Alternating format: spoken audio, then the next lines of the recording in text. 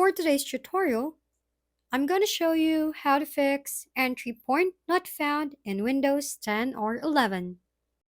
To do that, let's start by opening a browser, then search for this,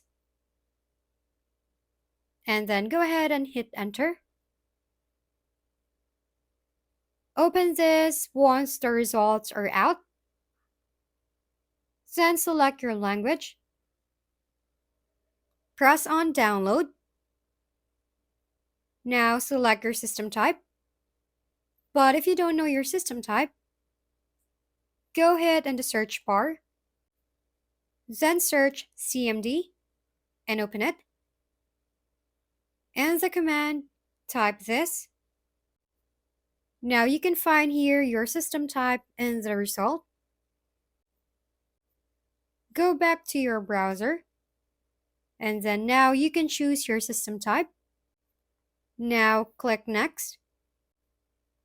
When you're done downloading it, open the file and install it.